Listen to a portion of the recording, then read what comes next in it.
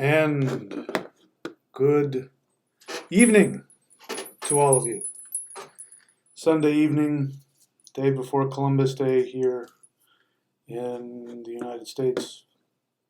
Okay, so today I want to talk to you about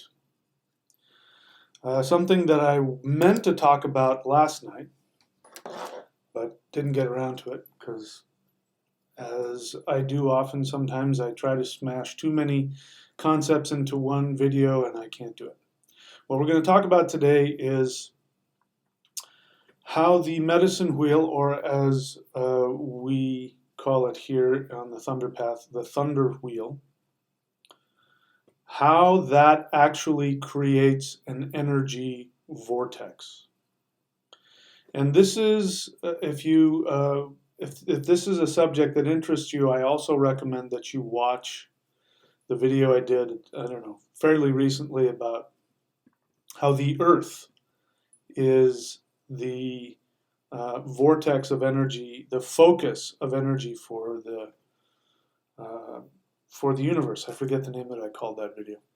I'm a little tired today. I didn't get my nap in, so if I act like I'm sleepy, it's because I am.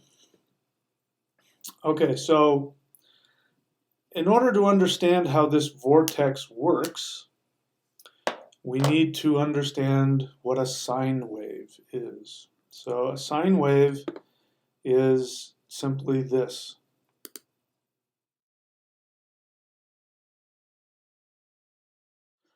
And what you may not know about the medicine wheel, or as we call it, the thunder wheel, is that the thunder wheel is made up of two equilateral crosses.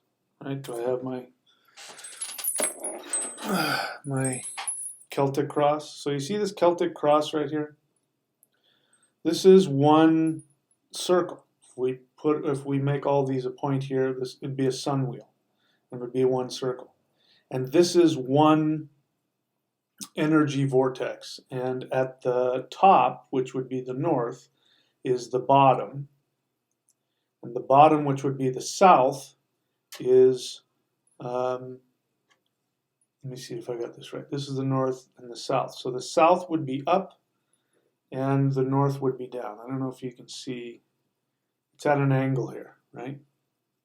So this is the south and this is the north. The south would be the energy level rises to the top because it's fire, and in the water, the south is down here. So this is one. This is what we see north, south, for me anyway, east and west. We only see it in a two-dimensional way. Now, what we don't realize is that pasted on top of that, or with that, is another wave of energy that goes in this direction. And here we have the northeast, and here we have the southwest. And this rises and this falls. So here the northeast is up and the southwest is down, right? And then when we have the normal one, the north is down and the south is up. I don't know if you can see that in your mind. Try and see that if you can. That when you're looking at this, which is now you've got all 8 of the limbs of the medicine wheel, or the thunder wheel. In this case, this is an Ayeshyalmer, which has 8 wheels. This is also, by the way, called the Ashtanga Yantra. Interesting little side note is that this symbol was used by the Scandinavians, especially in Iceland. We know of it from an Icelandic magical book. I think it's called the Galdisbrok. And this is meant to repel negativity. And so this was called an Ayeshyalmer because this same, there are different kinds of Ayeshyalmers, which means helm of awe. And warriors would, put them on their forehead, or they draw them inside their helmet, or they do all kinds of things with it. And it was, they put it at their third eye to frighten away their enemies. Even if they just used water or oil or something and drew it in there, it had the power to do that. This very same symbol in the Vedic tradition is also very old, and I found it in, interestingly enough, a magical, I wish I could find it. I mean, you think you find things, you think, oh, I'll find that again, and then I can't find it. But it was a Vedic manual for using symbols. And in it was the Ashtanga Yantra, and it looked exactly like this. So what that means is that this is a very ancient symbol that's been used for thousands of years by the Indo-European peoples. Sorry, I have to adjust all of my stuff here. By the Indo-European peoples for thousands of years. So, if you can, think of these 8. This is 2 Celtic crosses put together. One, as I said, is this way and one is this way. And each one of them is 3-dimensional. But you can't see it when you look at it in a 2-dimensional form like this. And what you want to be able to see is that there are 2 at the top. This is the bottom, this is the top for this one, and this is, the east and west are directly flat. And then when you look at the diagonals, the northeast is at the top and the southwest is at the bottom. I don't know if you can see that. So the energy bounces. When you start here, it's way down at the bottom, then it goes way to the, I'll go the other direction. Is that right for you? Yeah, I'll go the other direction. So here is way down at the bottom, then it goes all the way to the highest, then it goes flat to the center, and then it goes down, then it goes up again, and then it goes down to the deepest part here, and then it goes flat, and then it goes up again. So you see that? It's whenever you go in a circular fashion, in a clockwise fashion, with the energy of the medicine wheel, the energy is going up and down and up and down and up and down. Just like this, a sine wave.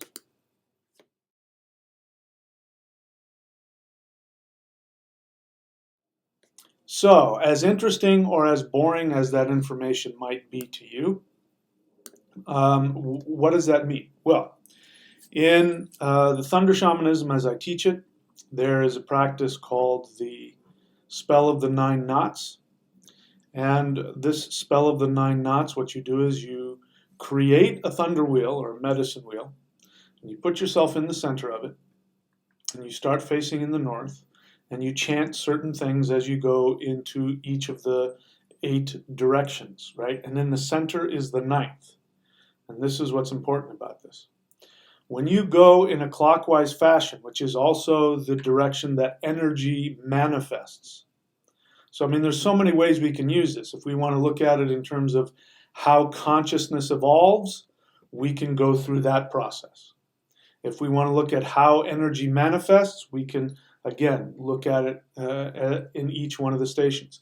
If we want to look at it in terms of your life from birth to death, same thing. We start in the north and we go clockwise, and we're all in a different space in the thunder wheel, the medicine wheel.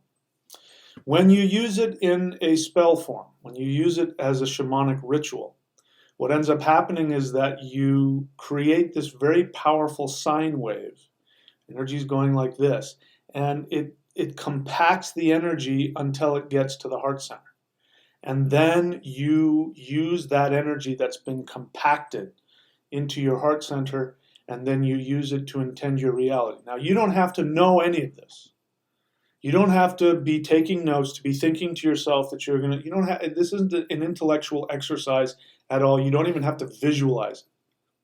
The only thing that you need to do is start in the north and chant each of the pieces of the spell of the 9 knots as you go into all of the directions. And by the time you get to the end, which will be the center, you will have stimulated all of the 9 energy points on the body. So let me show you where those are. We started talking about this. Do I have it here? I don't think I have it. Yeah, I do. So I'm going to show you one. Don't look at the the dots in the center of the person, look on the outside. You'll see a bunch of dots on the outside of the individual. So as you do that, you can count 9 points on each side of the body. So we're only interested in just the front of it. So just take a look at that.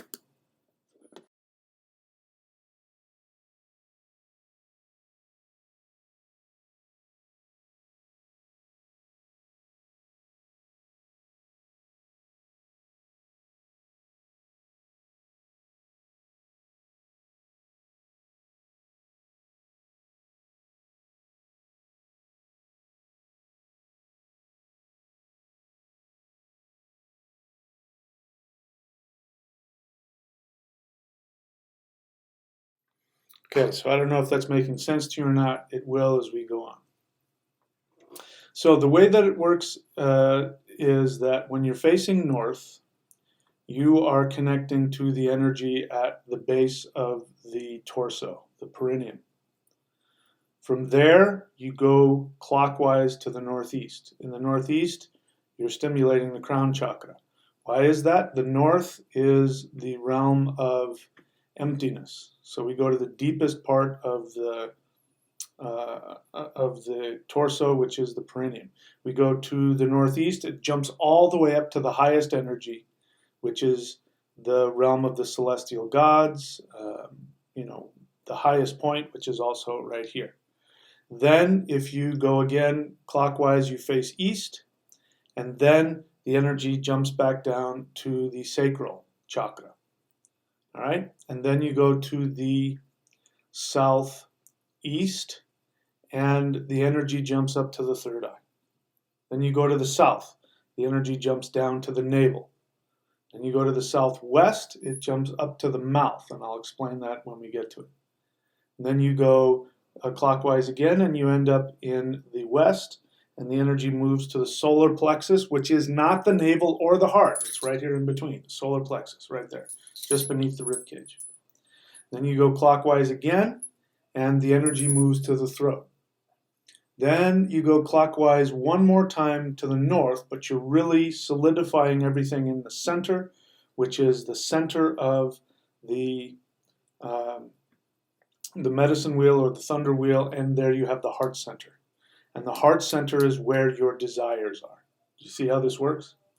Each one of the stations in the thunder wheel represents not only one of the energy points on the body, but it represents one of the 9 worlds of the world tree.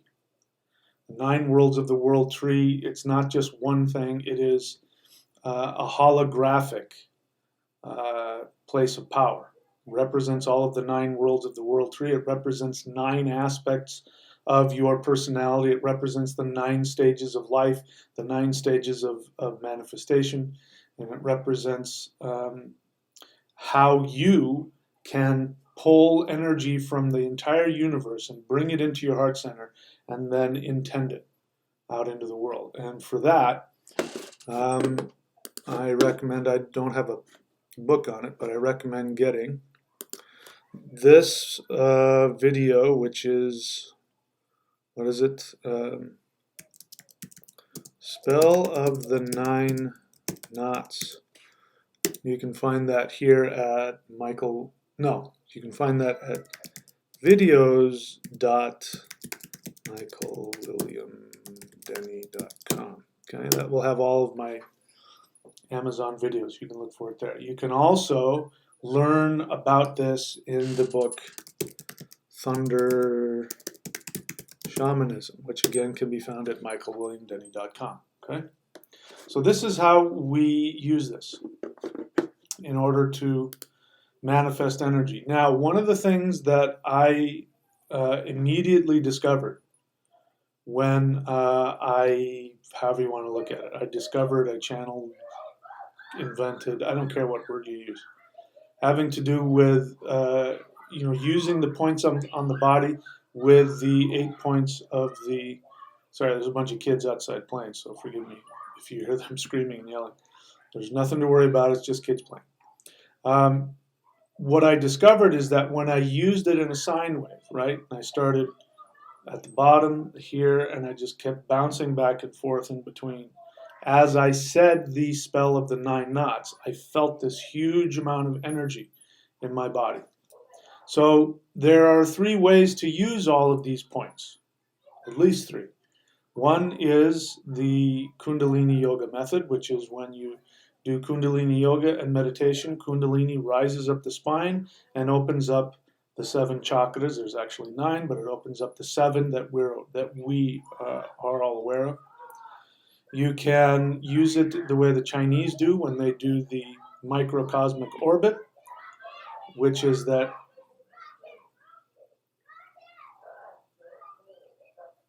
sorry, there's a bunch of screaming kids out there. You can use it the way the Chinese do it, where they bring the energy up and down like that on the outside. So it's either up or down.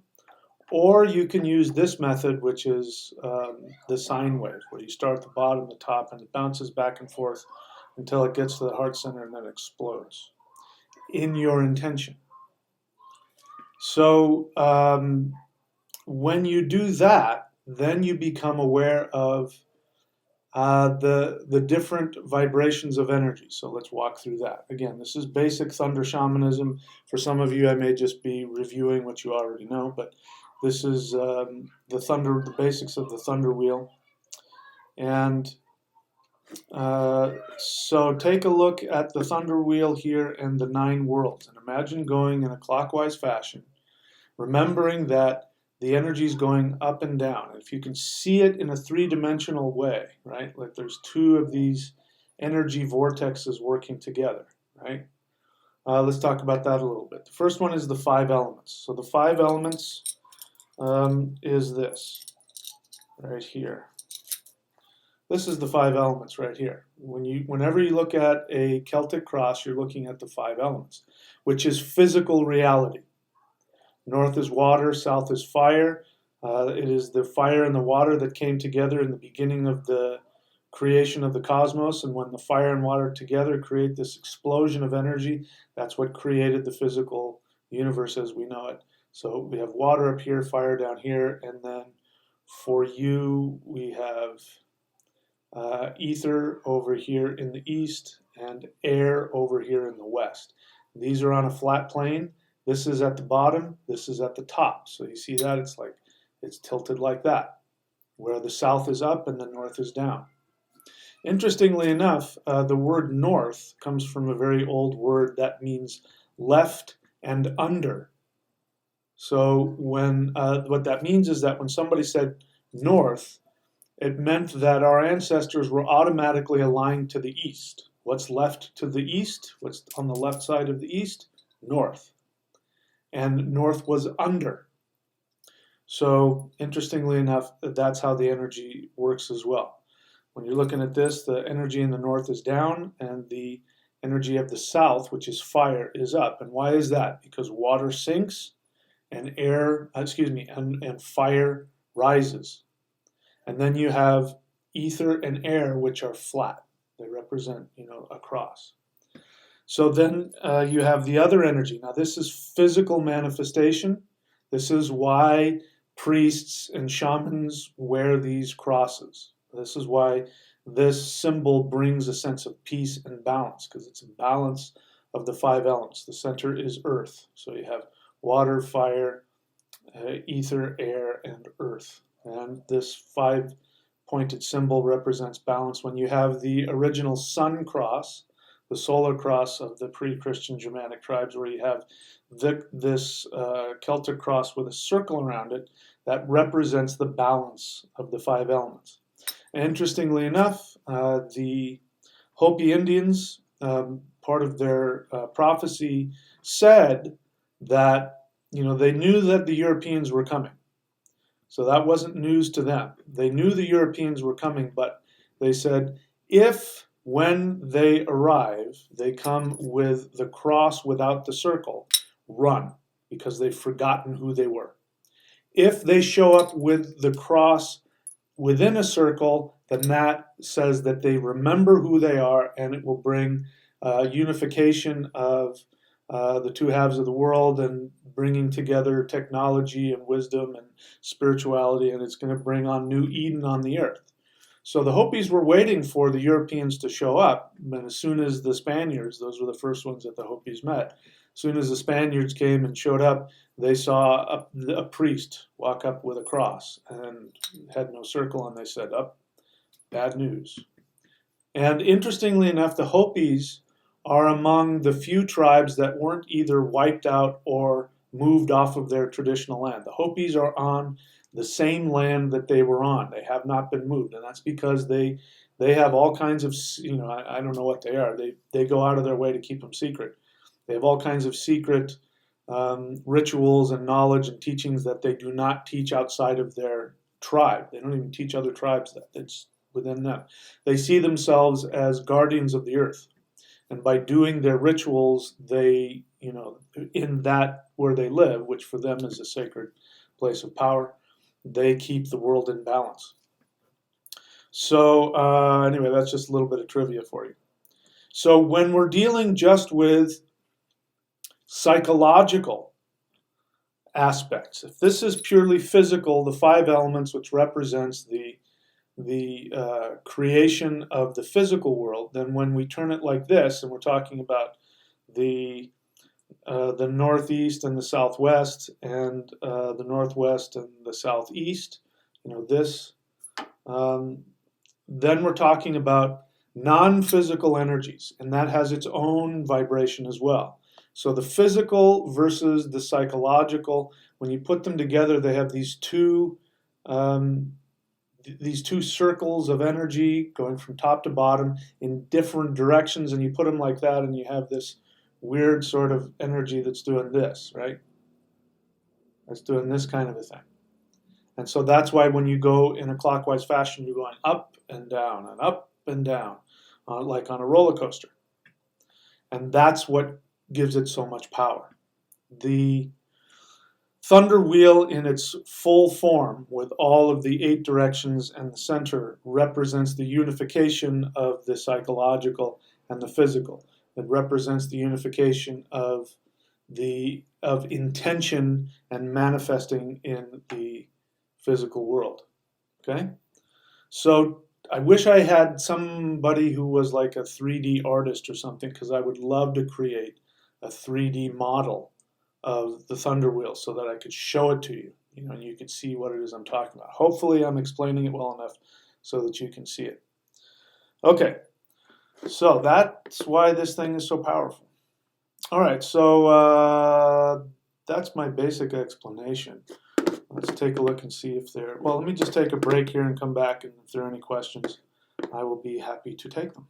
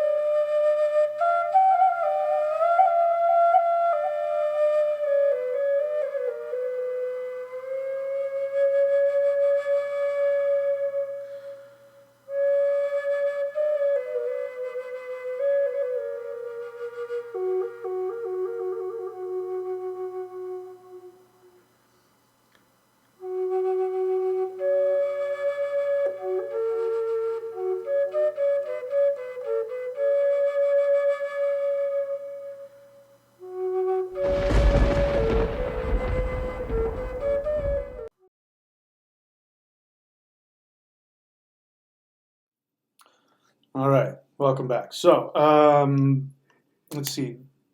Let me flesh out this 3D model for you a little more in case this is something that's new to you. So when we're starting in the north, again, the north is the second lowest point on the medicine wheel. The north is the second lowest point. It's not the lowest point. The lowest point is the southwest, because that's the underworld. But the north is the second lowest point. The highest point is in the northeast. Northeast is the highest. So northeast to the southwest, that's the highest and lowest points. And then you go from east to west. East is directly flat. East and west are directly flat.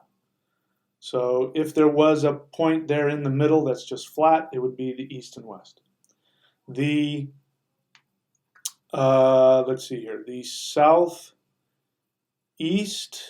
let me do this right. So the southeast is down, but it's the third lowest point. So it's the one closest to the middle point, the median point. It's the third lowest point. The south is the second highest point, second only to the northeast. Then the southwest, as I said, is the lowest point. And then the west is flat, east and west is flat. And the northwest is the second highest. Did I say the south is the second highest? The south is the third highest. The northwest is the second highest point. So if you can try and see that in your mind, again, if I were an artist, I would have created a 3D model for you. But I'm not. So if anybody wants to, if you want to create your own 3D model of it, that's how it goes. The northeast to the southwest is the highest to the lowest. The east to the west is the middle point. The second high to low point would be the northwest to the southeast. That's the second highest to the second lowest. And then, am I saying that right? Anyway, now I'm just all confusing the hell out of myself. I'll try and come back to that again later. Here's what's most important about all of that. If you can get a 3D image of it, great. If not, don't worry about it. What's most important about that is the understanding of how the sine wave works. Again, in the body, it goes from bottom to top, and then it bounces until it gets to the center, which is the heart. Boom, and then it explodes in your desires. This is another reason why not living your desires is extremely unhealthy. It is absolutely, without a doubt, the most unhealthy thing you can do. The most unhealthy thing you can do is not follow what gives you joy. Because in your body, all the time, is energy bouncing up and down in this sine wave and then exploding in your heart. And when you deny yourself your joy, that explosion, instead of expressing itself as manifesting on the world as your prosperity, your success, and the gift that you give to the world, instead of exploding onto the world in creation, it explodes inside of you. And it gets stuck inside of you. This is why the book that I have, if you're not familiar with it, go find it again on michaelwilliamdenny.com. The Shamanic Secret Commandment.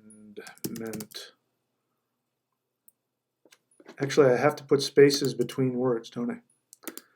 The Shamanic Secret Commandment to a Perfect Life. Go read that book. Just the most important thing I can tell you is that if you follow what's in that book, everything else will fall into place. That's the most important thing you can do. So the least expensive thing that I have, that I charge money for, is that tiny little book. And that is the most important. Everything else is secondary to that.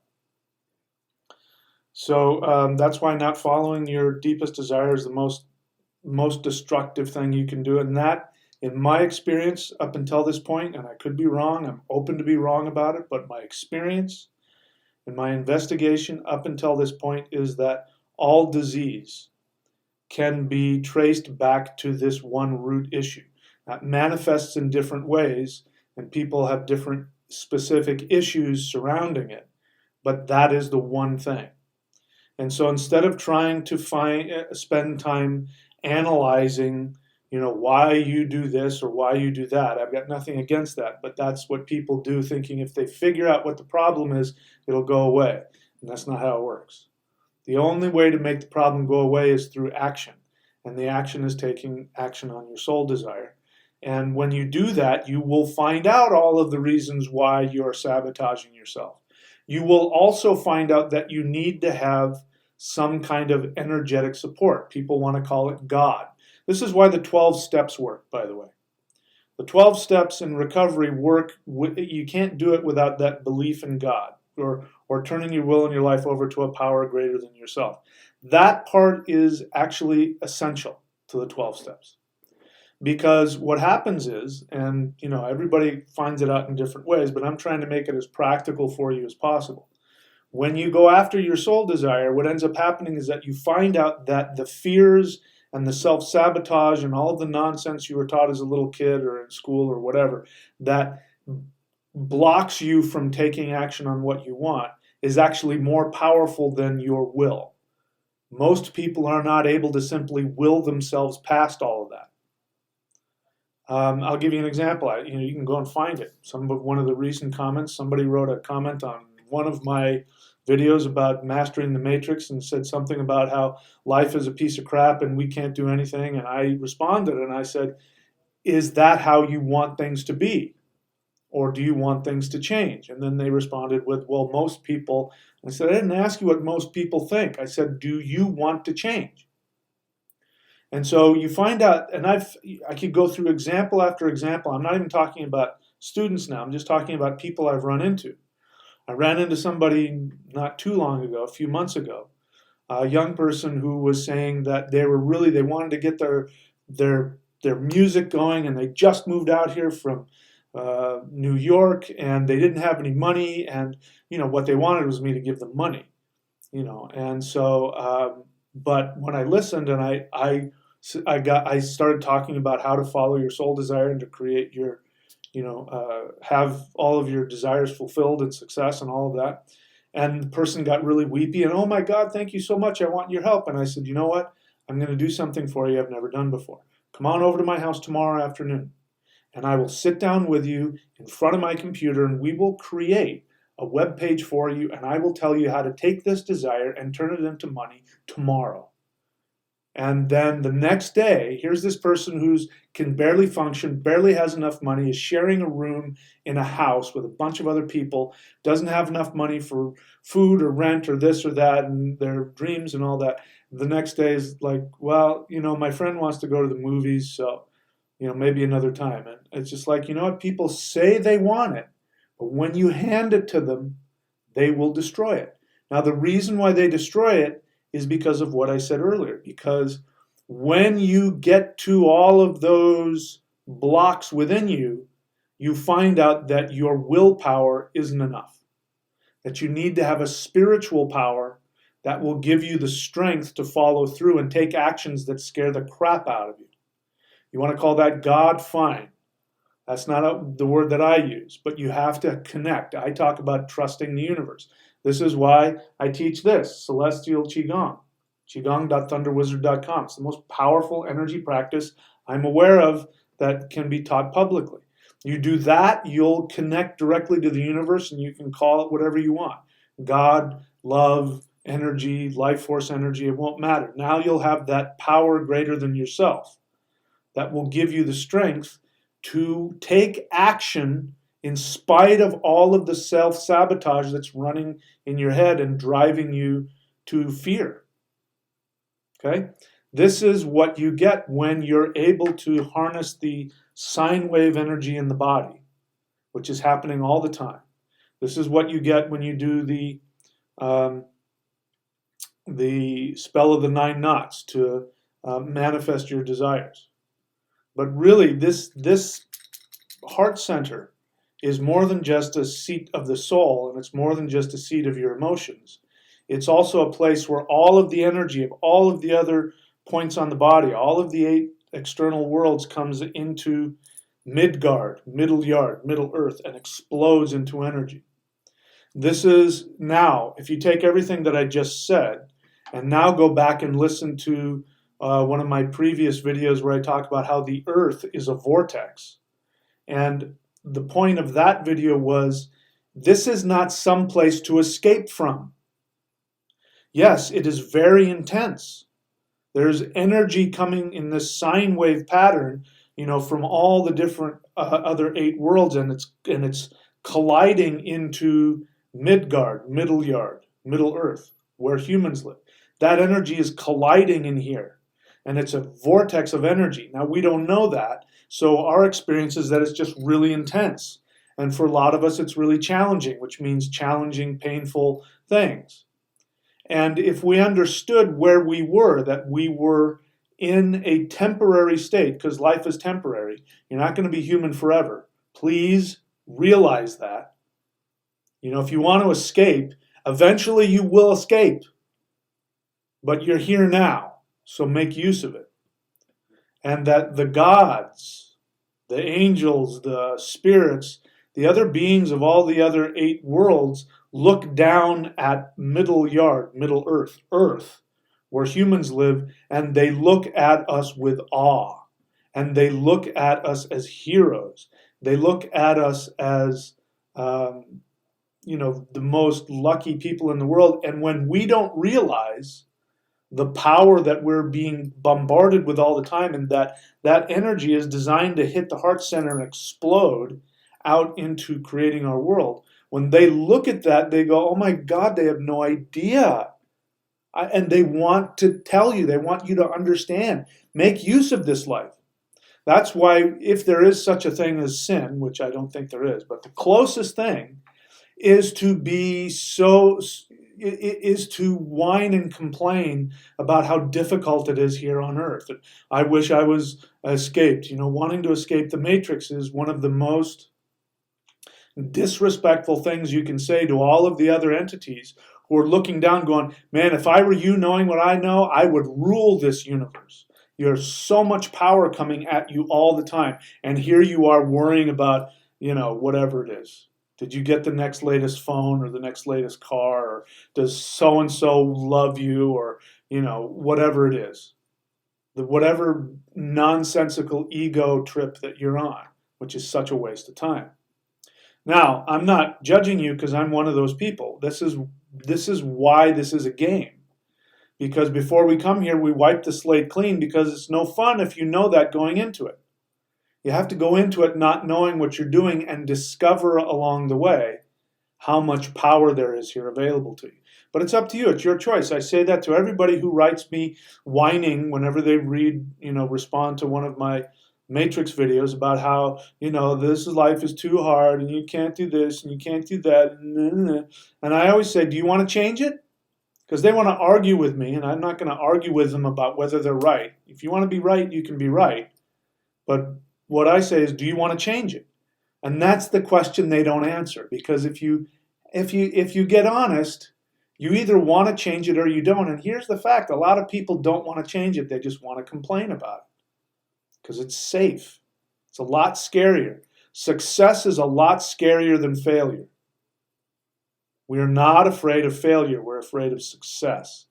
Because when you succeed, you explode out of your limited self and you become something new. And people are afraid. They're afraid of dying. And you have to die to succeed. You have to die to all of those limitations that you have. Okay? All right. So that's the point of this video. I got involved in all that other stuff, but that's the point of it all. So now let's see if we got any questions.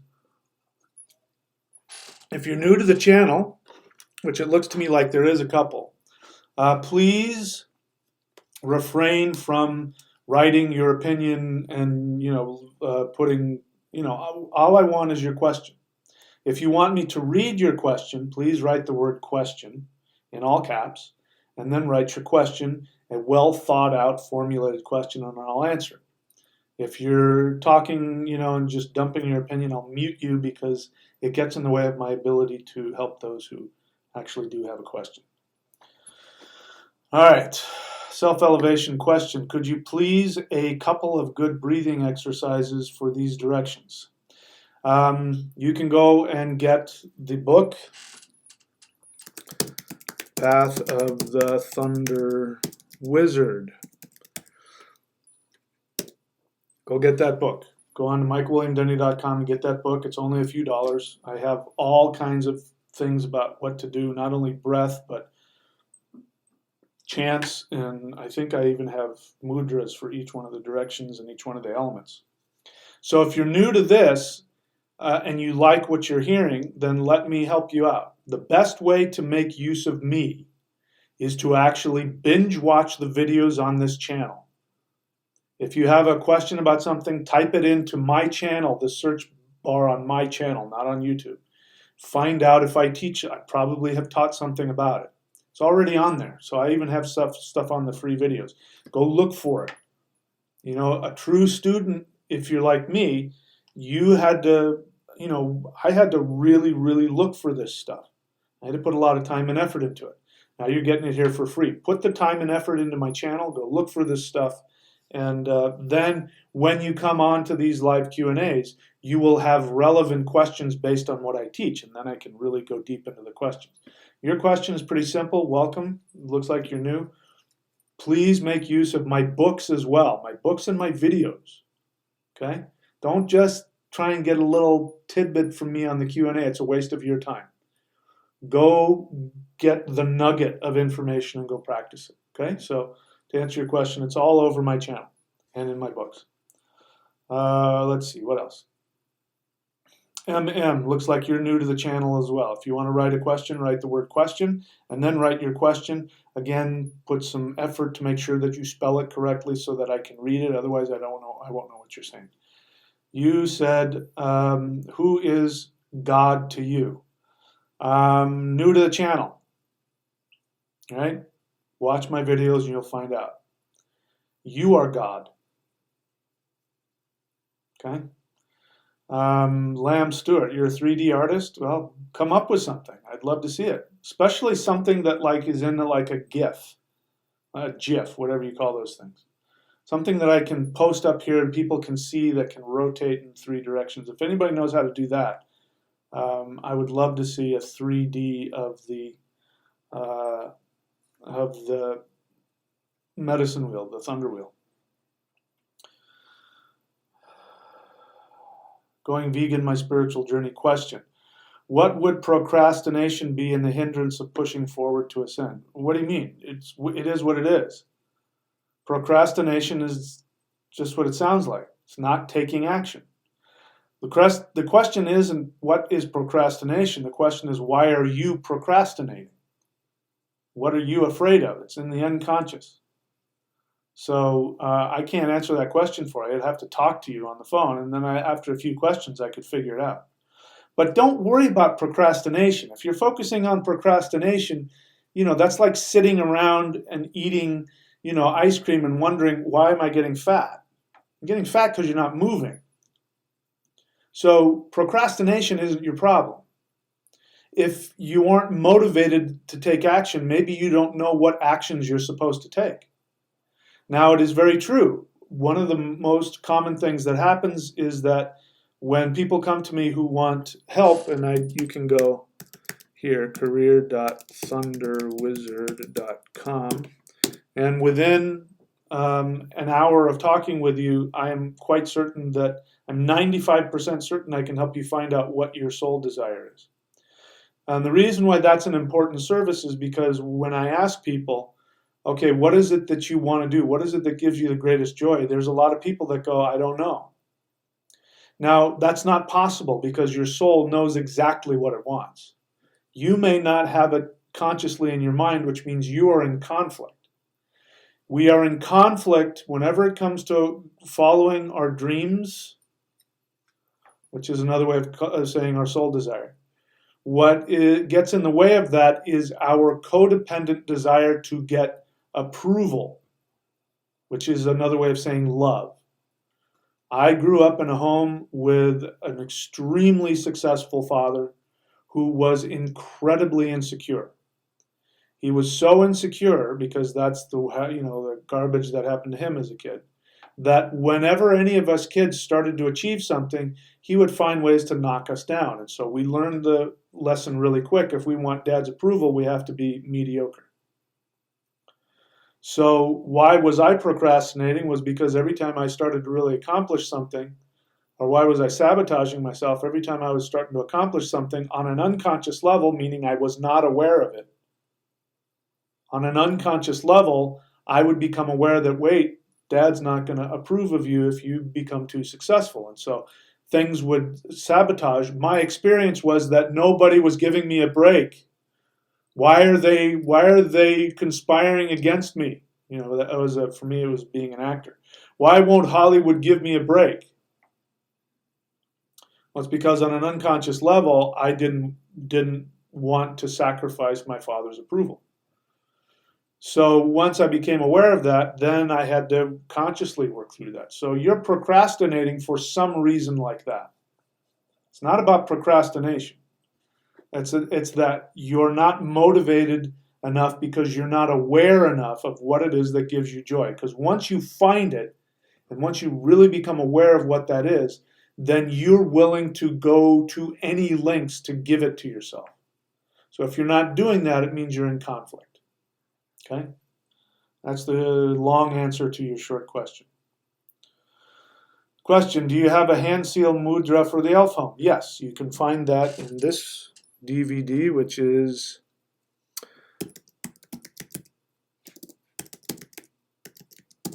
Medicine Wheel Qigong. I have a posture and a hand seal for all of them. Thank you for the question. Cosmo Joe, question. Last night you talked about reverse microcosmic orbit, but I was unsure if that was through the thrusting channel or the governor channel. No, I'm just talking about the outside. I don't know which one it is. I don't even know which channels you're talking about. Just run it up the front and down the back. That's the water path on the outside of the body. In the central channel, energy is coming straight down from heaven and straight up, and the energies are bypassing each other. You don't have to know that. If you do the Hool breath, that happens automatically. Hool breath, if you're not familiar with what I'm talking about. Not Hull. Stop trying to spell for me. I know what I'm spelling. Go look on my channel. You don't have to look at my channel for that. If you type those exact letters and words into Google or YouTube, that practice will come up. And that's free. That's the most basic, the most healing, the most thorough practice I have. It's free. It's yours. If you do that one practice, the Hool breath, if you do it for 4 hours a day for the rest of your life, you will gain everything. Enlightenment, immortality, knowledge, energy, healing, wisdom. All of your karmic issues will be, all of it. That is the practice. Okay, I don't see any more questions here. So let's take a break. Before I do that, let's take a look at the sine wave points again in the body.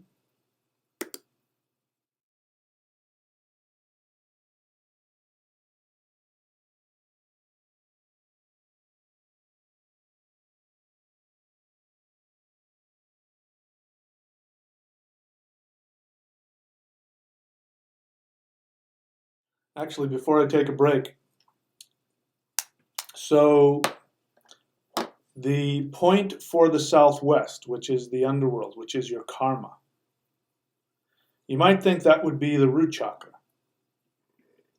The point on the body that connects directly to the underworld is the mouth. Why is that? Because it is through the mouth that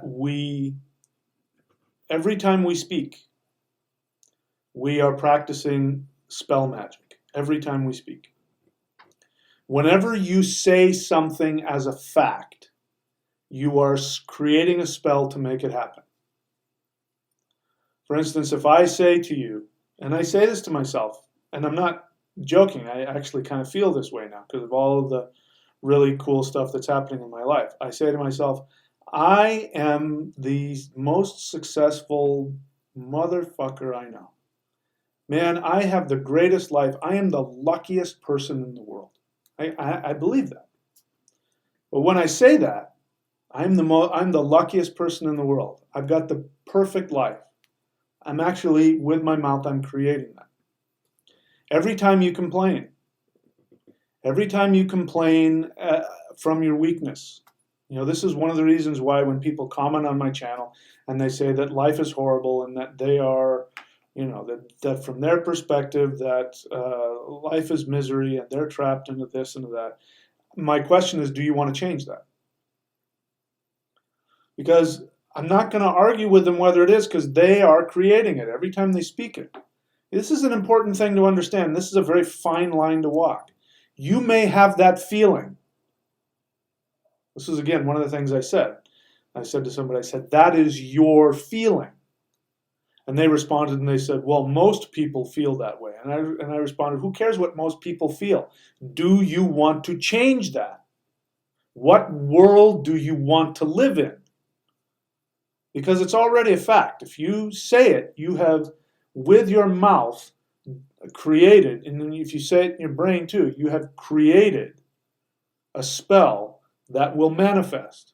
And it has, your mouth and your voice and your words have a direct connection to the underworld. What is the underworld? The underworld is the karmic debt. Let's talk about weird. In case you're new to the channel and you don't know what weird is, W-Y-R-D. Weird is the ancient European word for what we would call destiny, but it's far more in depth than that. Weird works like this. There are 3 giantesses. One giant is named Origins, or the past. Another giant is named the ever-becoming now. And another giantess is named Debt. What you owe. Debt. D-E-B-T. Debt. And the way it works is that there's the ever-present now. There really is nothing else. There's just the ever-present now. And in the ever-present now, you are always making conclusions. Bear in mind, listen to what I'm saying. I'm not saying you're having feelings. Feelings do not create karma. Feelings are just reactions to thoughts and stimuli. That's all they are. Nothing more than that. Every moment you are making conclusions about yourself. You are retelling yourself the story of yourself. Every time that you recount to yourself all the miseries of how unfair life is, you are creating a story of yourself in the present moment. You choose to believe that you are trapped. That is a conclusion. That's an action. Whenever you make a conclusion about reality, the universe takes that as an action. That action immediately gets lodged in the past. It's now a fact. And that fact then creates a future. What is the future? If you're talking about being trapped, then what happens is you create it in the past, which then creates that trap. You'll walk right into a trap because you've created it. It is your debt that you must walk through. The Hawaiian shamans, Huna practitioners have a great way of explaining this. They say that you're always creating your future in your, your higher, they call it I think the higher self or whatever. And that is what's creating your future. And when you decide to change your life fundamentally, what ends up happening is that that future that you've been creating now has to be dismantled.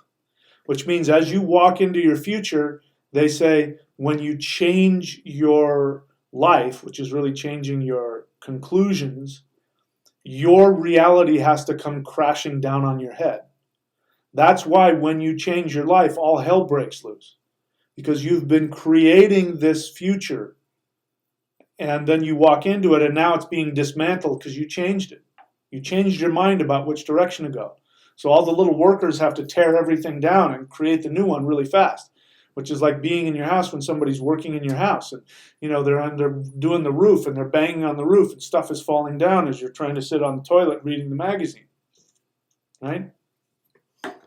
This is weird. weird means that which has been woven, meaning that your reality has been woven. Not only your reality, but physical reality as well is woven into existence by those three forces. Okay. I don't know where the hell that came from. JD Pell, yeah, welcome to the channel. Please ask a question, write the word question and ask a question. Please refrain from just typing in thoughts and experiences. That way I can answer more questions. Cosmo Joe question. I started practicing the reverse microcosmic orbit and found it had intense physical effects and induced lucid dreams. I was wondering, can both orbits be practiced at the same time, different time of day? I don't know if they can or not. I personally wouldn't do that. I think naturally energy is doing that all the time anyway, but I can't say no. My personal feeling is I prefer the reverse orbit because I'm already too fiery, and I prefer the left-hand path, which is the reverse orbit. So I don't know. Give it a try and see what happens. All right. No more questions. So should I take another break? I'm going to take another break and come back and see where we go from there.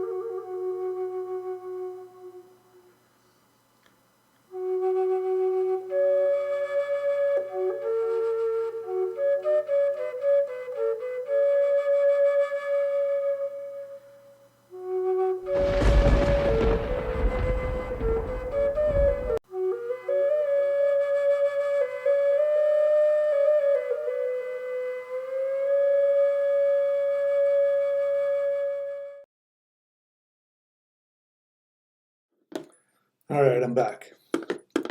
So we might make it a short one tonight. I mean, it is Sunday night after all. Didn't see a whole lot of questions here.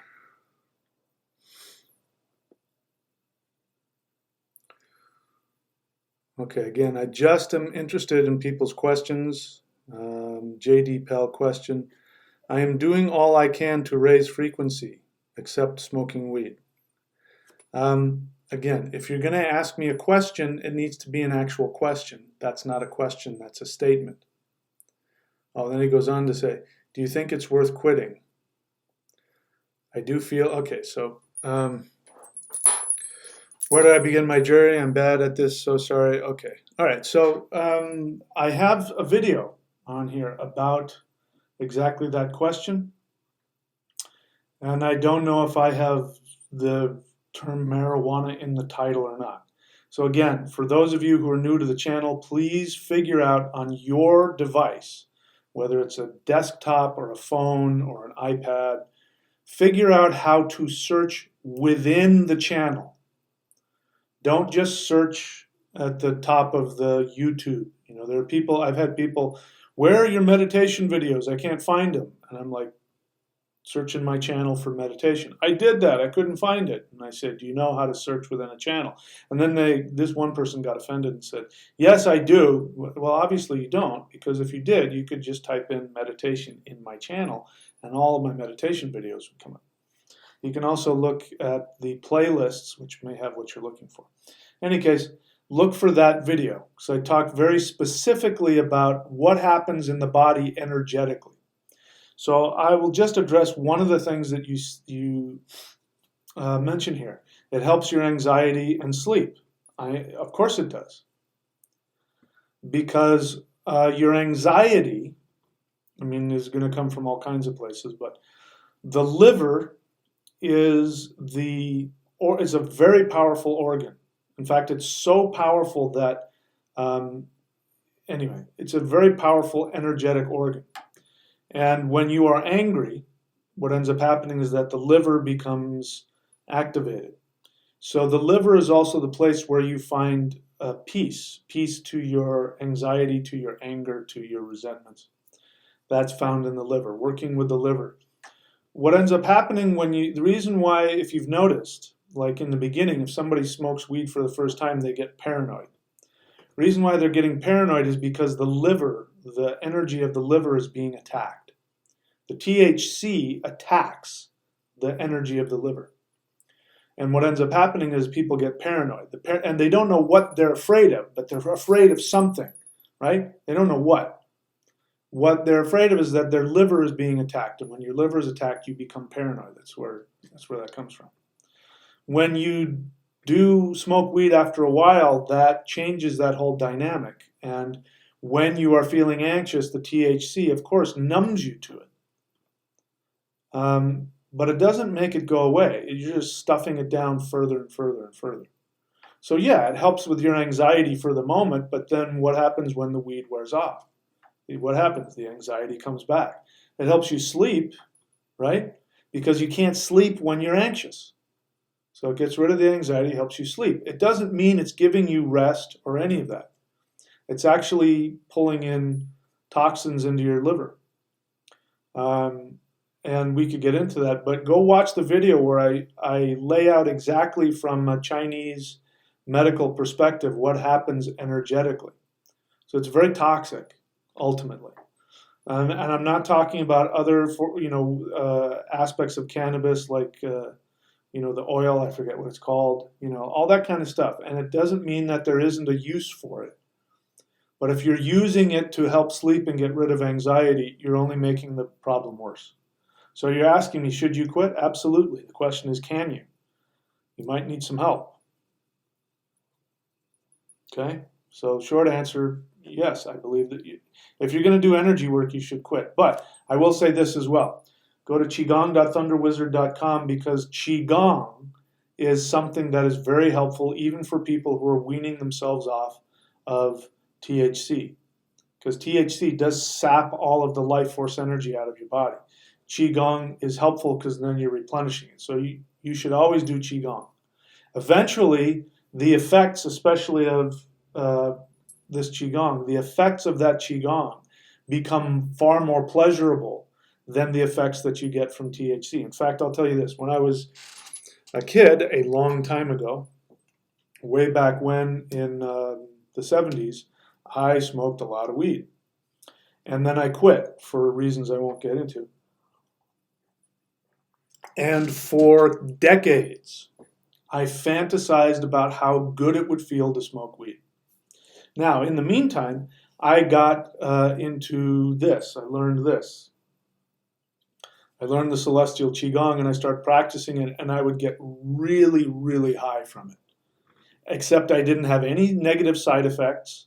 And on top of that, I had consciousness and awareness, and I was healthier, and all kinds of other spiritual benefits that came from it. But I still held on to this fantasy that, because when I would do the qigong, I'd go, yeah, this is what it was like to smoke weed. But I found out later, because later on in my life, I went through some, I talk about it. I went through some issues where I had really bad tendonitis. I was in a hell of a lot of pain. I could barely walk. I could barely function. And I had a friend who was taking medical marijuana, and he gave me all these things and what THC does to help this, that, and the other thing. So I tried it thinking maybe this will help, and I'll just try it, and I was really afraid, but oh my God, I hated it. I hated it so much. It felt nothing like I remembered. It was horrible. And it was because I wasn't numb. When you do weed because you're trying to deal with anger and emotions and feel better, you're trying to medicate those things, you become numb to them. It also means that your normal state, your normal emotional state is so horrific that even attacking your liver is better because it takes away the feeling. It masks the feeling. Even that is better than living without it. That's why people who have emotional issues smoke weed. It's one of the reasons why they do it. I'm not judging them. But if you really want what THC is mimicking, it's mimicking the effects of true energy work. And I guess I'll explain that to you right now. So at the base of the spine, there's a little thing called the Ming Men. And it's like an iris that opens and closes, right? And what it does is it regulates how much energy, what they call Wei Qi, external energy you have in your aura. This energy is used as a defense against negativity, psychological negativity, spiritual negativity, even bugs and, bacteria and viruses. It acts like a protective shield. When your Wei Qi is strong, you feel safe, you feel content, you feel empowered. When your Wei Qi has holes in it or is weak, you feel weak and vulnerable and all that kind of stuff. So what ends up happening is that when THC goes in the body, that Ming Men, which is that little iris that opens and closes to regulate it, it gets opened at the full maximum. And all of your external energy comes rushing up your spinal column and into your brain, and that's why when you smoke weed, you feel like you're floating. And that's why people are like, wow, man. And they think that they're having these deep spiritual experiences. They think that they can think really well. But I tell you, listen, go hang out with some friends who are going to get high. But don't get high with them. Just sit there. Talk to them when they're sober. Then watch them, whatever they do, ingest or smoke or inhale or whatever it is that they do, and then watch what happens. You'll find out that they get stupid really fast. They start talking about things that they think are really deep and meaningful, but absolutely means nothing. You don't know that when you're in it. That's because the energy has gone into your brain and blown it up like a balloon. And all of this chi, this life force energy that was in your aura, is now in your head. And you're swimming in all this, thinking that you're having all these really enlightened, but you're not. Like, hey man, I was looking at my thumbnail and I was thinking to myself, wow, man, do you think there's like a universe in my thumbnail and there's like a guy on a little planet in my universe in my thumbnail and he's looking at his thumbnail and wondering if there's like a universe and oh wow, man, I am so fucking high right now. That's the kind of shit that goes on. I mean, we make fun of it, but if you've been there, you know exactly. But you think in that moment you have discovered such a deep concept, and then you try and remember it when you're not stoned, and it's like, what was that? What was that thing? I had this really cool. What was that thing again about the thumbnail? What was that? So yeah, If you want all the benefits of all of that and actually having real connections, and you want to have that feeling, that really good mellow buzz that comes from weed, do this. Do that instead. Because that is what weed is trying to mimic. It releases a lot of the same chemicals, but what ends up happening is it forcibly squeezes them out of your pineal and your pituitary, which is why when you come off of it, you feel like you kind of have to, and this is true of all drugs, but THC especially. But the problem is that the harder you squeeze that, the more, the less that you have, which means that's why you build up a tolerance. You have to squeeze more out of your pituitary to get that feeling, and then pretty soon, your body can't produce it anymore. Go do this instead. Let's see, what else?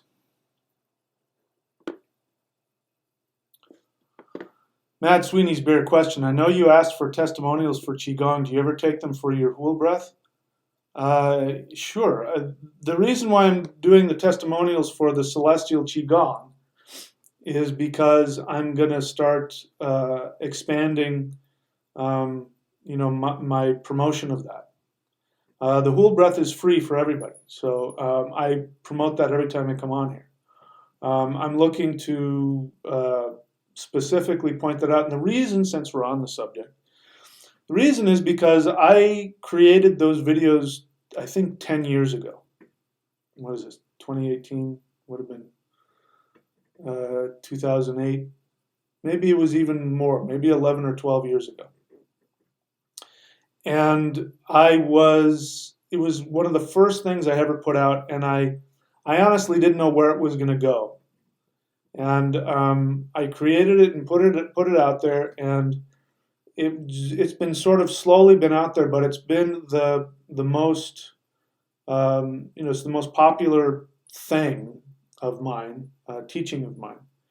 And what's happened is over the years I've gotten more and more feedback, especially from people who do it consistently. Like people who do it every day. After months and years, they write me back with these amazing experiences that I wasn't even aware of when I synthesized this. So it has really hit me that this is, if you're a teacher, what you look for is things that you teach that have a real impact on people's lives. And this is something I'm seeing that is really, really powerful. And so I want to honor that. And so that's why I'm going to, that's why I don't change it. That's why I haven't remade Celestial Qigong. I'm totally different. I have a full head of hair and I look totally different and whatever. I'm just not going to mess with it. If it works, don't fix it. So I'm happy if you want to give me testimonials for the Hool Breath. What I really need is testimonials, and you can give me written testimonials, but I prefer video because I want people to see that I'm not just making something up and typing it on the page. That real people are talking about their experiences, and I honestly want to hear your experience with it.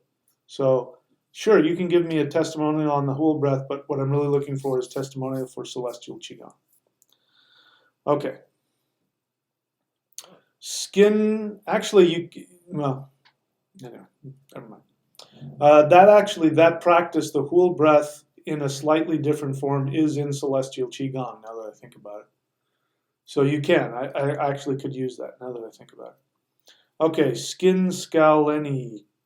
Oh, I don't even know what that is. Question, if I'm going to tattoo myself, so whenever somebody starts a question with if or when, that's not a question. First off, you haven't even asked if I think you should tattoo yourself and all those kinds of things. So if you're new to my channel, it looks like you're new to my channel. I've numerously said I don't recommend people you don't see any tattoos. And damn, I would look good with some rune tattoos right there, wouldn't I? Go out in public and I thought about it. I thought about tattooing my whole back and everything like that. But then I met a woman and she didn't like that, so I wanted to have some love, so I didn't tattoo myself. And now I'm kind of glad I didn't. You don't see any runes on here for a reason. It's because the runes are really powerful things. And I think it trivializes them because, you're trying to adorn yourself. Or, you're asking me, what should I tattoo myself with? Which tells me that you're not tattooing yourself in the same manner that people used to in the past. When people tattooed themselves, it was because this was their essence. It was very sacred. This was something that was going to attract that energy and define who they were for the rest of their life. It was part of their path as a person. I got nothing against wanting to adorn yourself, but it sounds like you're just trying to figure out what would be a cool tattoo. So if you're asking me about runes, I don't think you should. I don't mess around with the runes because when I talk about a specific rune, when I chant a rune, that rune becomes huge in my life and will transform me. Runes are elemental powers. They're not just cute symbols. And the more powerful a person is, the more when they experience those elemental powers, the more powerful effect it has. And some of those runes are extremely powerful, and you shouldn't mess around with them unless you want to be completely transformed on all levels. So I don't recommend tattooing runes. I guess you said that. Yeah, I don't recommend that. In terms of other symbols, I don't know. I'm not going to talk about things I don't know anything about. So, I was going to do all kinds of fun stuff. But instead, I wear cool shirts instead. All right. Sandra Levini, question. In creating one's own reality, don't you have to eliminate or at least reduce contact with people, places, and things that are of the old ways? Well, I don't know your question. Maybe for you that's true. I don't know. That's interesting that you inject that in the question, that for you to even think about creating your own reality, all of a sudden this whole idea of eliminating other people comes up. So that tells me a lot about you. I would have to talk to you more deeply to find out what that is, but I can definitely see some scenarios where that would be the case. That the thing for that person would, I guess what I'm hearing in that is that you are affected by other people's energy and their opinions and their, and you need to feel as though you're not being affected by that in order to focus on creating your own reality. So while that may be the best thing for you, I don't know, I would also want to explore the idea with how to create your own reality despite other people's energy. But I'm not saying you're wrong. It depends on the person, what they need. Some people, that's something they would need. But ideally, you get to the point where you can create your own reality regardless of who you're around. And that's what, if you separate yourself, that's why people used to be monks, or still are monks, go off into the wilderness and, just meditate on and eat bugs and, whatever. Because they didn't want to be influenced by other people. That's what getting a, look, there's a reason why I live next to the ocean. I won't live anywhere else. I used to live in the mountains and I like that, but I need the ocean more than I need the mountains. So I get it. Anyway, I don't know if I answered your question or not. Ganunga Greg, question. Hello, teacher. Do you know why there is two symbols for the Ingwaj rune, the diamond and the double X? I don't know why. I just assume that, when you create a diamond, that's just sort of, you haven't clipped off the edges there.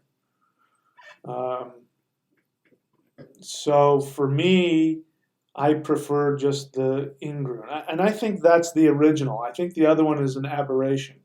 The reason why I think that is because you can find the ing rune, the diamond, you can find it.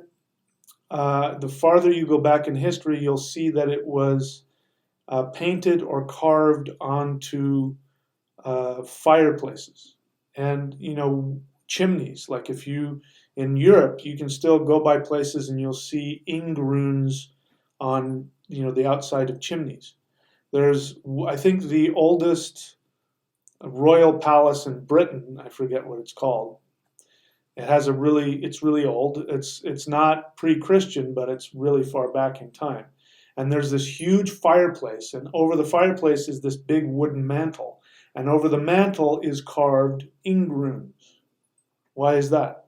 Not because they knew what they were doing. I can promise you, those Christians in medieval Britain who were carving those runes were not doing that because they knew it had any value. They were doing it because that was the tradition. The reason why it was the tradition is because the fireplace is called the ingle nook, the nook of ing.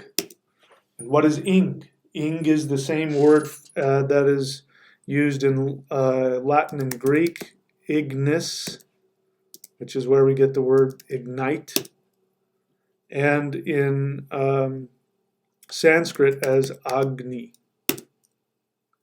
The original Indo-European word for the sacred fire, there were two fires. The sacred fire was something close to this. Ing. No, I didn't say inch. I didn't say that. Ink. That's the original Indo-European word. So ing is actually about as close as you can get to the original Indo-European word for the sacred internal fire. There were two fires. There was pur, which is where we get the word pyre from. Fire. Purification.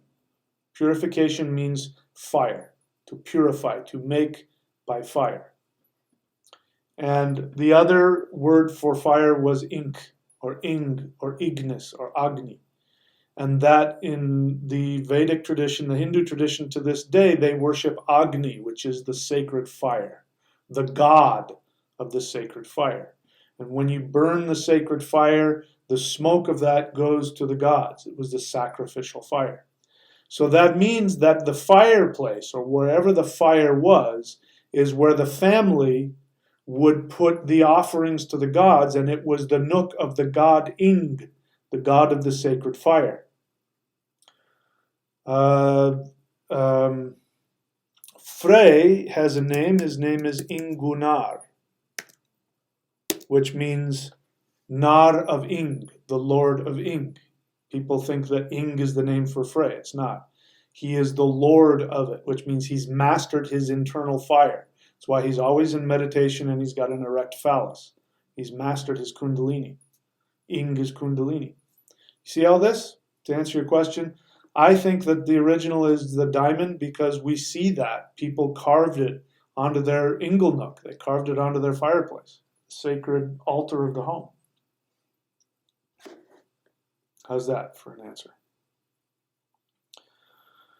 Doug Hall question, what is the best way to begin my journey? Go here, thunderwizard.com, subscribe at the $25 level, and go scroll all the way to the bottom and start with the very first video. Then get my book, The Thunder Wizard Path. You can get that here at michaelwilliamdenny.com. Thank you for the question. Jovan Hudson question, greetings. What is one of the best ways to purge your person of spiritual clutter or baggage? Again, it's such a general question, I don't know. I want to ask you what it is you want to purge and why, and what is it, people ask me questions assuming that they know what is best for them, and I know this is going to sound ridiculous, but this is why we have teachers. So if you were to ask me that question in person, I would say, well, what is it that you need to purge? And then I would listen. And then based on that, I would ask you more questions. And I'm asking you those questions because I want to find out what it is you really want. You've decided that you need to purge yourself of spiritual clutter or baggage. And to be honest, I have no idea what that means. You may think purging yourself of spiritual baggage is to purge yourself of something that you might actually need. For instance, when we talk about the soul desire, there are people that work really hard. I'll give you an example. I was working with somebody had hired me for, bought my career.thunderwizard.com, asking for my help to find their, their ideal career. And so I did that. I asked them a bunch of questions. I took them through a fantasy exercise. I won't get into it because I don't want to, I don't want to gossip. But what this person revealed to me was one of the most beautiful soul desires I have. I mean, I got weepy imagining this person fulfilling that, and I imagined myself being in the audience and paying money to be a part of it. It was so amazing, and I got so excited about here's how you can make that happen. But in order for that to happen, this person would have had to make some changes and take some risks and do things differently and let go of other things. And instead, this person spent an hour and a half trying to convince me that what they really needed to do was to make a little more money doing and they mentioned some other thing. And, this was not something that made them happy. It was just one of the get-rich-quick schemes that you find on the internet all the time. And I got off the phone and I was so disappointed. That person honestly felt that they needed to remove from them the clutter of this childhood fantasy, this immature fantasy, so that they could follow, and they wanted my help to, help them do the boring, stupid, redundant thing that they really weren't very good at and didn't really want to do. So I don't know what you need to, maybe you do need to get yourself rid of clutter. But your question is so generalized, I can't help you. I would recommend that, start here, qigong.thunderwizard.com. Start with this book. I think I already wrote this. If it takes this long for me to write it, you know which book it is.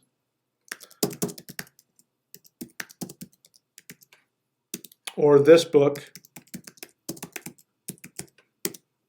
So the Shamanic Secret Commandment to a Perfect Life, or Wealth Shaman. I would start with that because I'm not sure you know what you need to get rid of yet. And you might be trying to get rid of something you need. Is that everybody? Jovan Hudson gave me $1. Thank you. Skin Skull Lennoy question. Does all tattoos affect a person? Okay, so I don't really want to talk about tattoos. I don't really give a crap. If you want to get a tattoo, get a tattoo. Like I said, I almost did it. If I hadn't met somebody I fell in love with, I'd probably be covered with tattoos right now. But I really don't want to spend a lot of time talking about it. I don't think it's that big of a deal. If you want to do it, go do it. Cosmo Joe question. Are dreams a direct experience of the underworld and lower self dwarves? Sometimes. There are 3 kinds of dreams in my experience. There are dreams where you are having a spiritual experience, where your spirit is leaving your body and or you're going to another realm and or you're meeting something or having a vision of the future. There's those kinds of dreams. Call them psychic or spiritual dreams.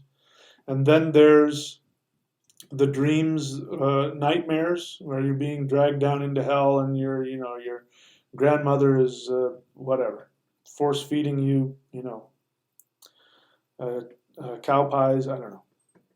And that is the reflection of your fears.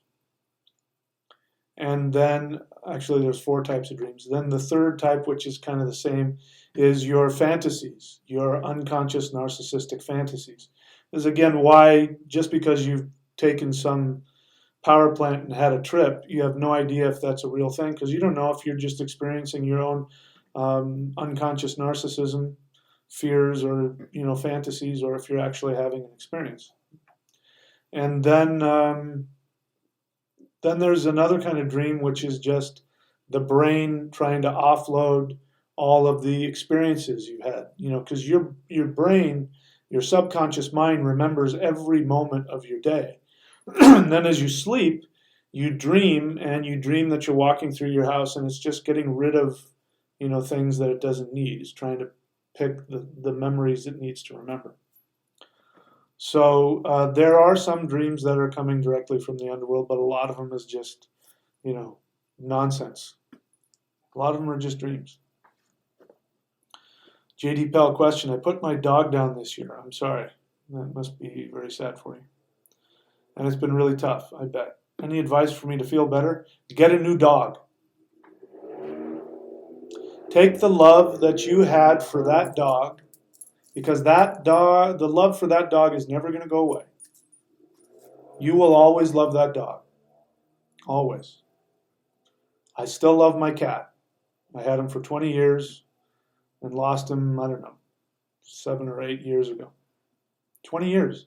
He was with me and probably will have been the one being that has spent more time with me than any other being on this planet. I love that guy, my best friend.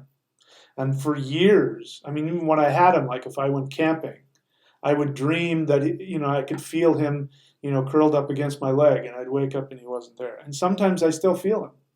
Sometimes I'll be lying in bed and I can feel him, and it's just something brushing up against my leg. Maybe it is him, I don't know. And for a while after he died, I felt like I could feel the bed jiggle as he jumped on and off the bed. And maybe he was, I don't know. But that love, this is the great thing. Don't try and get over the love you have for him. Take that love and give it to another dog. Spend time, you know what I mean? That makes his life valuable. I think about that with the loss of my partner. I still love her. I still love her as much as I ever have. I'm still in love with her. And if I meet somebody that, I decide to have a relationship with, I'm not going to try and cut off the love I have for her. I'm going to take that love and I'm going to put it into somebody else. So whoever comes along next, man, I tell you, they're going to get a hell of a lot of love. They're going to get the love that they deserve from me, and then they're going to get all this love I still have for somebody I can't physically give it to, and I'll give it to them instead. That's, I think, is the great way. Like when you're mourning over the loss of something, go do something for somebody. Go to an old folks' home and give, old ladies flowers and, do something. Take that love and do something with it. Give it away. You can't get rid of it.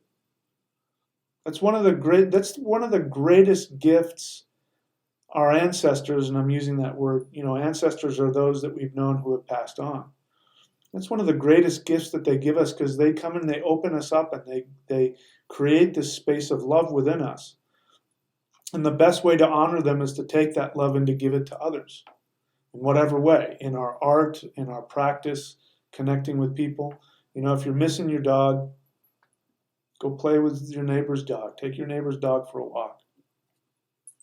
Those are some of my suggestions. Jedi Black Knight question, is there a way I can learn level 2 and 3 of the Ingwaj rune meditation? Yes. Oh, it's been reaching out to you. I haven't decided what to call it yet, but the method of unifying 3 ones, which I think I'm going to put under the umbrella of becoming an ascended master. There's going to be 4 phases of it. And there are going to be 3 phases of the Ingrun meditation, which will connect and open up all 3. Right now, I'm only teaching the one for the lower Dantian, which I'm sure you practice. In Celestial Qigong, it's called the Pyramid Meditation. Anybody wanting to do this Immortals thing that I'm creating, which will give you, in my experience, the ability to intend your reality, which is the first step to becoming an ascended master. I believe that ascended masters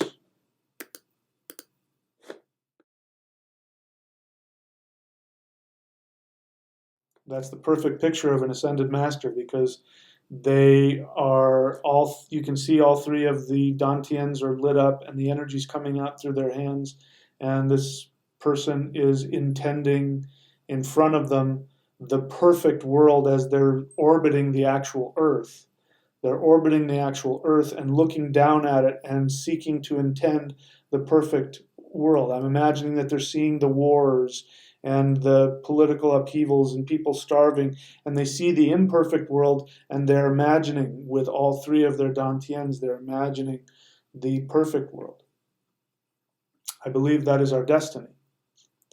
And so there is a practice that There's a book, if you can find it.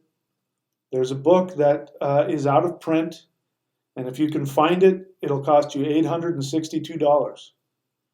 And I had this book, and this is, the problem is it's some guy trying to translate an old Chinese scroll about becoming an immortal.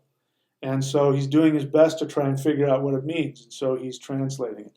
Because I trained with Taoists, I was able to at least understand a lot of what was in there. I'm not going to say I understand all of it. But I took what I could understand from that and I started practicing it.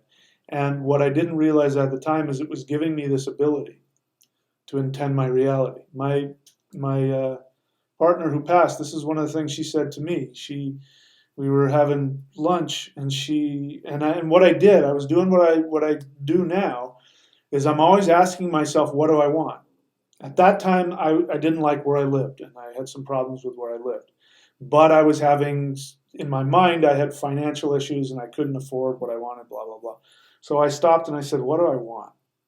And I started to say out loud exactly what I wanted, even though technically I didn't have the ability to make that happen. But I somehow intuitively knew that if I could speak exactly what I wanted, that it would happen. And so I did that. In front of her, I did that. I said, what do I want? And I went through a list of exactly what I wanted. And I said, okay, what are we having? And then we talked about something else. And then we were out to eat, I don't know, it was weeks later. It wasn't much longer. And she said, you're not human. And I said, what are you talking about? She said, you're not human. You have this ability you just said 2 weeks ago that you wanted X, this, and this, and there was no way you can get it, and now you have it. And I went, well, yeah, I guess I do. It hadn't even dawned on me. That came from that practice. And I believe that what they were doing, they're seeking to become immortals, to become these ascended master immortals. But the first step to that is learning how to intend your reality here on earth. When you master that, then when you leave, then you'll be able to do it when you're outside of the body. So that'll be coming soon. So to answer your question, it's coming soon. You'll have to get phase 1, 2, and 3, and then phase 4 will be taking all of the energy that you've created from those first 3 phases, which includes the Ingrun meditation, the higher levels of the Ingrun meditation, and then putting it together with energy work. This is one practice that has energy work, meditation, visualization, and then chanting, and then inserting your desires to intend. And it's a really beautiful, wonderful practice. But I take you through 4 phases. The first 3 phases are energy practices, some that are already available to you. So don't be surprised when you get level 1. You go, I already know these practices. Yeah, but you don't know how to necessarily put them together in ways that will empower your dantians and get them ready, so that when you do phase 4, you're all jacked up and ready to go. So that's what the 3 phases are, and then the 4th phase is the actual practice. And I am going to charge you money for it, because I don't want to give it to people who aren't interested. And if you're interested, then it'll be worth something to you. And the best way to get started now is to go to qigong.thunderwizard.com, and it's like a good overall, it's just by itself, it's great, but it will get you prepared energetically for what's coming. So you didn't ask, I hope I answered your question. Yeah, I did. I think I did.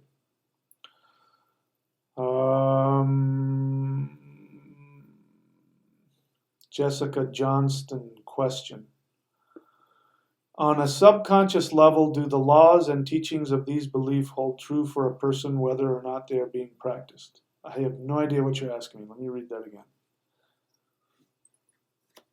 On a subconscious level. So bear in mind that the words subconscious and unconscious are 2 different things. Subconscious, unconscious.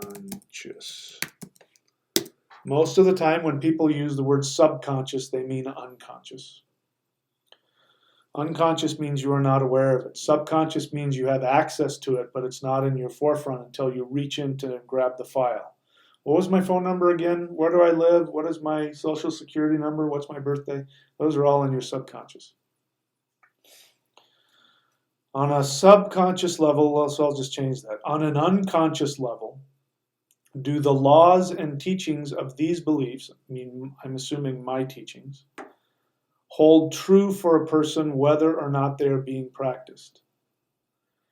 Again, I don't know, are you asking me, do I need to practice these meditations in order to get the benefits from them? Yes. You can't live in your head. It's like if you want to become Mr. Olympia and you pull your car up with your Cheetos and sit and watch other people work out and master and then read books on how to, how to do bench press and how to do all these things and how to diet, and you're just sitting there reading the book and eating Cheetos and watching people, you're not going to get the body that you want.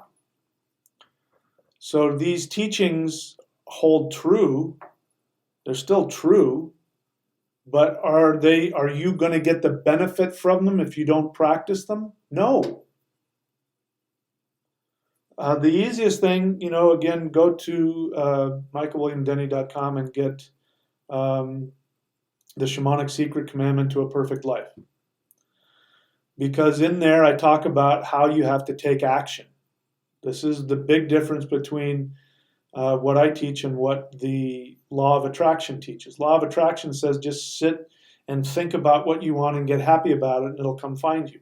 So there's some truth to that. Most of it, though, you have to go get it. You have to take action. Action. The universe is waiting for you to take action. You can think about something all day and the universe says, great, you're going to go do it? Because if you go do it, I'll give you the resources to go accomplish it. But until you do it, I don't think you're serious. When you start to jump off that cliff, I know you're serious, and I'll go to catch you. If I'm reading your question right, I think that's what you're asking. No, you got to do it. You got to take action.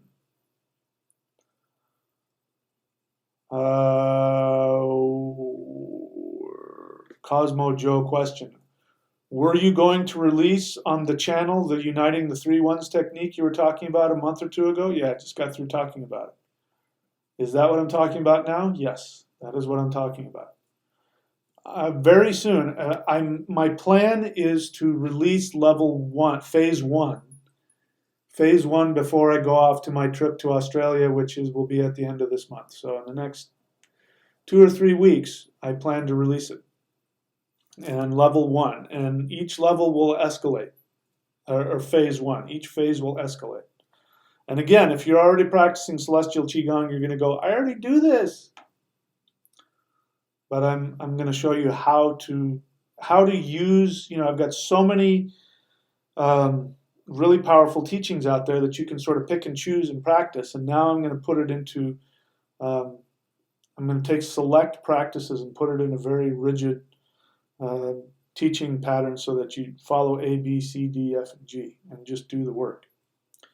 But in the beginning, I'm just going to get you to just do the basics. Go do your deadlift and your bench press and your squats. Just get the basics so that you can get strong and ready to go. Giovanna Hudson, what is the difference between peace and joy? Well, my understanding of what the difference between peace and joy is, first off, I don't know why you're asking me the question. Again, I want to know why you want to know that. Peace is what it sounds like. Peace is peace. Peace is harmony. Joy is a much more dynamic sense of, my gosh, I'm having so much fun. I don't know how else to answer your question. And again, I'm far more interested in why you're asking. Matt Sweeney's bear question. Any thoughts on Venus retrograde we are in for the next month? No, I would have to take a look at, pull up what's going on right now, and I'm totally clueless right now, so I couldn't give you a worthwhile answer. But it's a great question. I'd like to know that myself.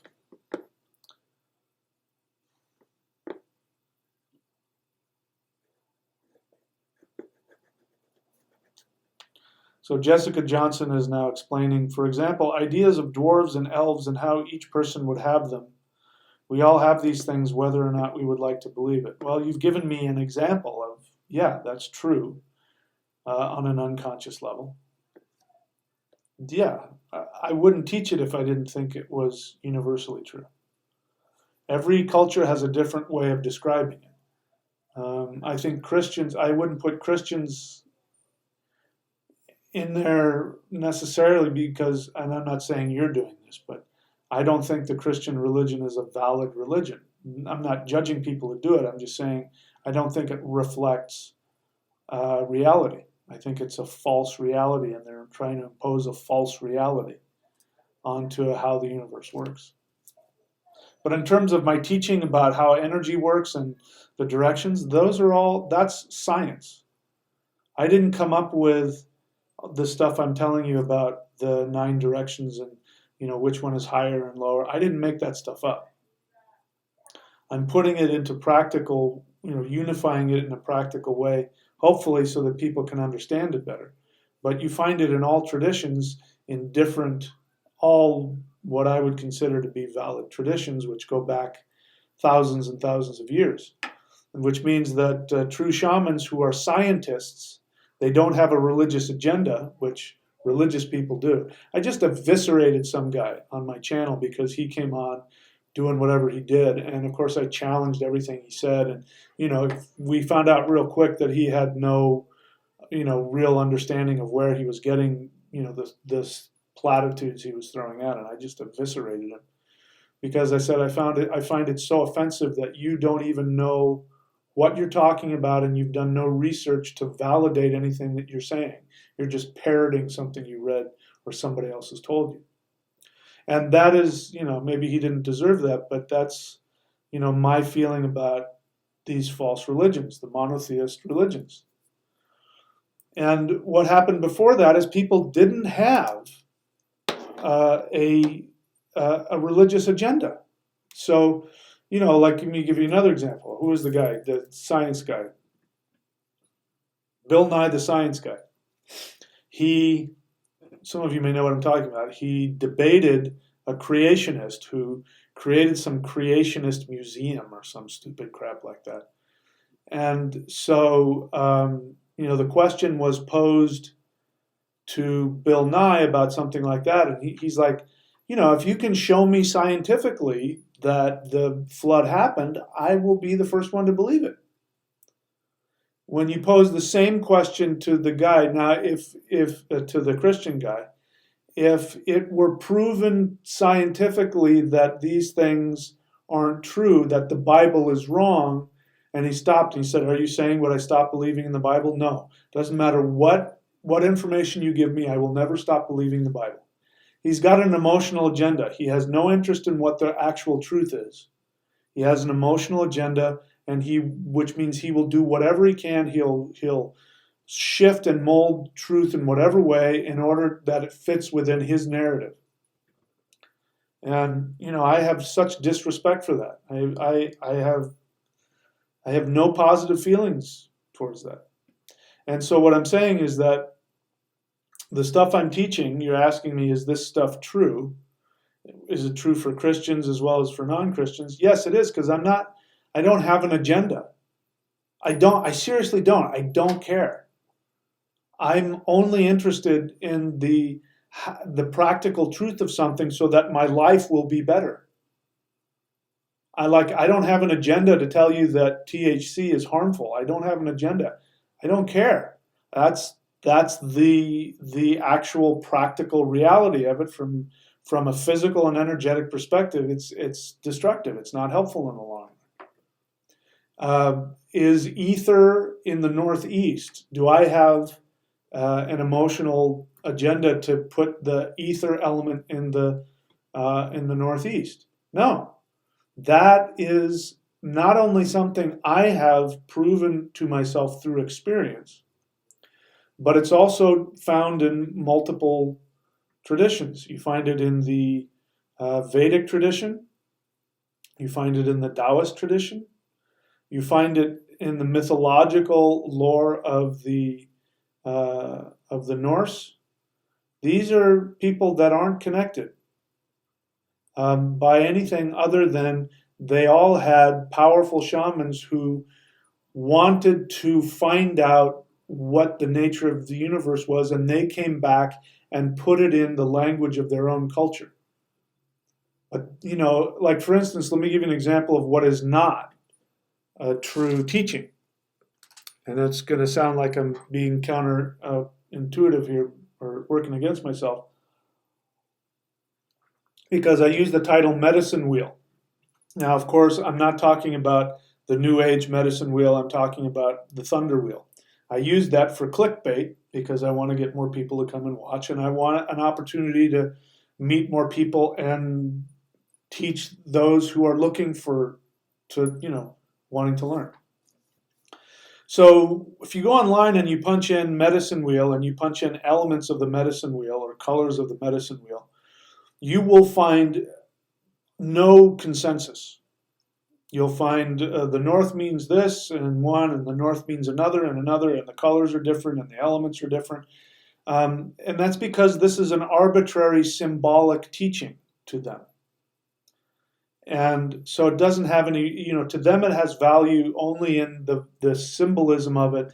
And yeah, you practice the different directions knowing that it doesn't really mean anything. We're just sort of imposing that on there, and that's what, This is what I refer to when I refer to teachings that do not have, what is the phrase I always use? That do not have a connection into prehistory. The ones that have a connection into prehistory, you will find similarities in different cultures, which means that these shamans are scientists. Science means body of knowledge, and they do experiments to find out what is true and what is not. When you have multiple cultures coming to the same conclusion about what the Northeast is, what it represents, and what the energy quality is, it means we're dealing with a science. And people that, like when you get an astrology reading from me, astrology.thunderwizard.com, one of the things I give you is I give you a mantra based on your chart, which will have a very specific ritual for you. For instance, when I worship Mars, I face the southeast and I drink a small beverage, because Mars in my chart is in Libra. Libra is a Venus sign. It means that in my chart, Mars wants to worship Venus. The element for Venus is liquid, like water, milk, some kind of liquid. So the direction for Venus is southeast.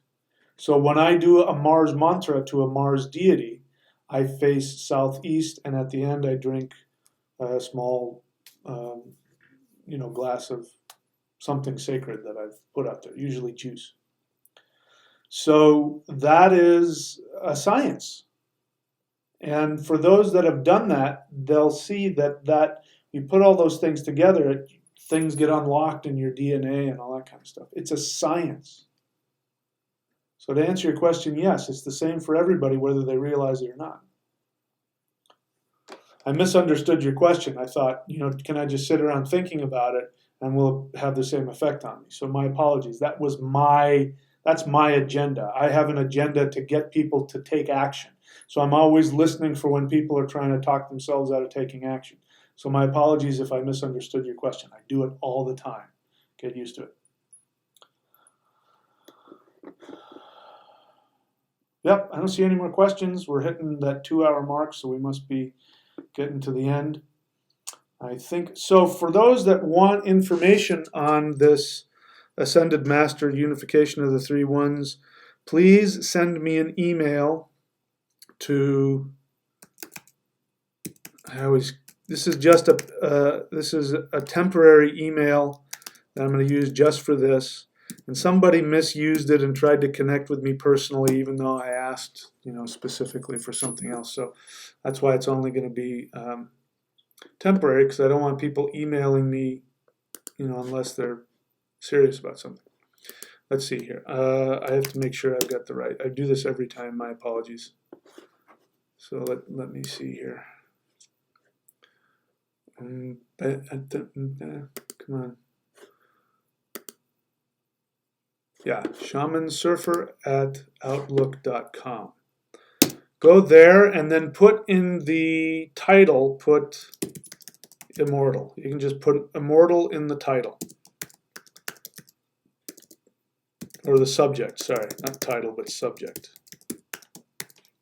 Okay, put that in the subject, and then I will put you in a folder, and when I am when I put out the first phase, you'll be the first to know. Okay.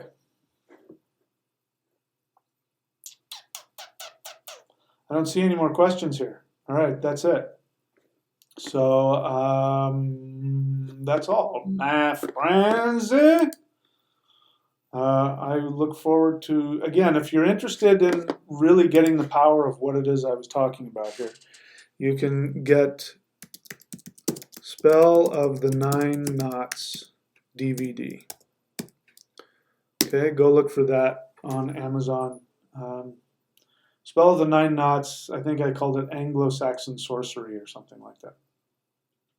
And then you'll understand how the sine wave works, and you'll get, this is one of the best ways to learn this. It's one thing to get all the information and put it in your head, but it's another thing to physically go through the ritual, because then you learn it not because you're trying to memorize it, but because you're having a bodily physical experience. Our ancestors were like that. Our ancestors didn't write things down. They physically experienced everything. So there was no way to learn something without taking action and experiencing it on the physical level. Okay, that's it, my friends. By the way, I also didn't edit that right. So I think on that video, you're going to see one part I didn't edit out where I said something, and then I went like this. I made some move like this. That was supposed to tell me to edit that part out, and I didn't do it. It's still stuck there, so there you go. All right. All right, that's it. Thanks again. Have a good Columbus Day for those of us in the United States. I will talk to you guys all very soon. Take care.